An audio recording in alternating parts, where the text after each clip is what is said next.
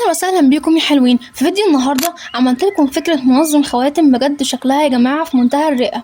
مش هتخيلوا انا ازاي عملتها، وكمان عملتها من ادوات بسيطه جدا جدا ومن اعاده تدوير علبه قديمه كانت موجوده عندي. شكلها رقيق وخطير زي ما انتم شايفين كده، وبتنظم خواتم كتير. تابعوا معايا الفيديو للاخر وشوفوا ازاي عملتها بكل بساطه.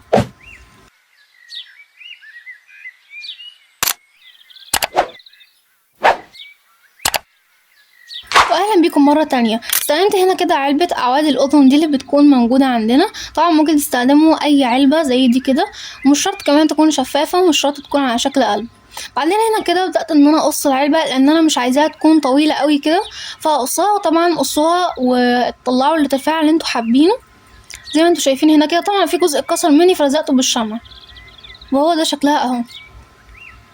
جبت دلوقتي القاعدة بتاعة العلبة من الجزء اللي احنا سبناه ده وقصيناه، هلزقها تحت في الجزء اللي انا جبته ده بالشكل ده اهو.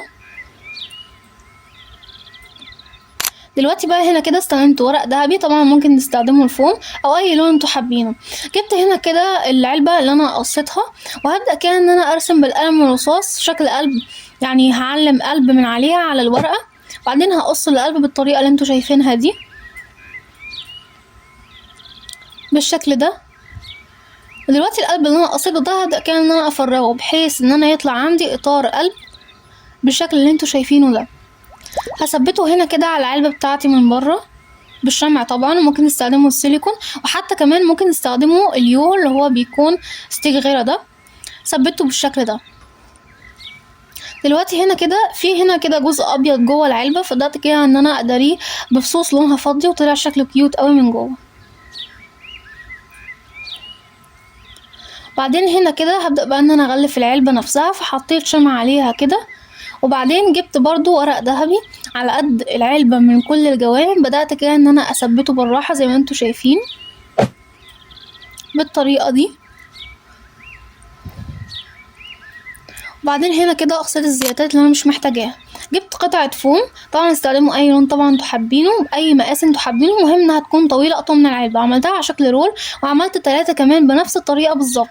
واحدة قصيتها بس، وهبدأ كده ان انا اثبتهم جنب بعض بالشمع بالطريقة اللي انتوا شايفينها دي.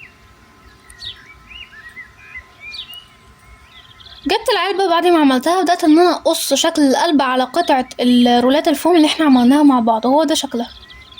هفصلهم كلهم عن بعض عشان اقدر ان انا احط الخواتم. بعدين هثبتهم بقى هنا كده بنقطة شمع بسيطة جدا جوه العلبة، وهو ده شكلها زي ما انتوا شايفين. دلوقتي بقى هنا كده داريت الحواف دي بتاعة الغطا برضو بشريط بورق لونه ذهبي، وكمان زينت بفصوص الغطا من فوق بالطريقة دي. استخدمت هنا كده قلب بلون تاني من ورق لامع برضو. قصيت القلب ده مقاسه بالظبط على مراية، ده كان ان انا اثبت المراية جوه الغطا بالطريقة دي. وبعدين كمان هنا ثبت من بره بقى القلب اللي احنا كنا جايبينه في الاول ده، علشان اللون الازرق بتاع المراية ما يبانش. وكمان زينت حواف القلب الصغير اللي جوه ده كده بفصوص برضو، هو ده شكلها.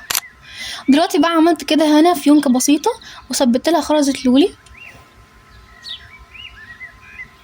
حبيت اعمل شكل بسيط في العلبة من بره، فعملتها كده زي اوراق شجر قصيتها على الورق البينك وثبتها هنا كده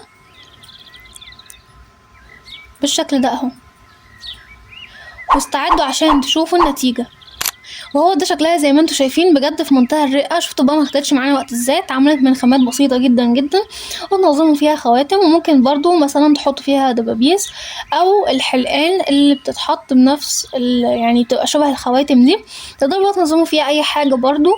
وشكلها بجد طلع خطير، انبهرت جدا من النتيجه الحقيقه. وميزتها ان انتوا تقدروا تعملوها باي علبه متوفره عندكم، مش شرط ان انا استخدمتها في الفيديو دي هنا. اتفرجوا بقى على الحلاوه كده زي ما انتوا شايفين اهو، وهو ده شكلها من بره بجد في منتهى الرقه يا جماعه، حقيقي مش متخيلين.